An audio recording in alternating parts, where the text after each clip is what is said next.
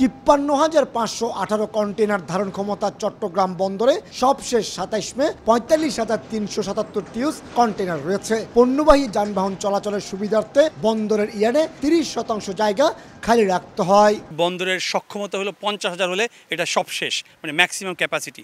এইটা এখন ৪৫,০০০ ছাড়িয়ে গেছে। মনের উপর খরার ঘা যেটি যুক্ত হয়েছে সেটি হলো আমাদের এখানে ড্যামারের যে চার্জ সেটি কিন্তু ৪ গুণ বাড়িয়ে দেওয়া হয়েছে। কাজে আমাদের কোনো দোষ না থাকা সত্ত্বেও আমরা কিন্তু ৪ গুণ ড্যামারেজ দিচ্ছি। স্বাভাবিক সময়ে প্রতিদিন চট্টগ্রাম বন্দর থেকে গড়ে ১,০০০-এর বেশি পণ্য বোঝাই কন্টেনার ১৯টি অফডকে ডেলিভারি হলো। এই সময় তা নেমে আসে মাত্র ৪০০ থেকে ৫০০-তে। এই অবস্থায় বন্দরে পণ্য নিয়ে আসা জাহাজের অবস্থানকালীন সময়ও বেড়ে যাচ্ছে। অফডকগামী যে ৫০ ধরনের কন্টেনার রয়েছে আমদানি পণ্য, এগুলোর একটা বিশাল ভলিউম কিন্তু চট্টগ্রাম বন্দরে জমেছে। কন্টেনারের ডেলিভারিটাও যেহেতু বন্ধ ছিল চট্টগ্রাম বন্দর থেকে, সুতরাং সর্বসাকুল্যে চট্টগ্রাম বন্দরের মধ্যে আমদানি পণ্যের একটা বিশাল জট তৈরি হয়েছে।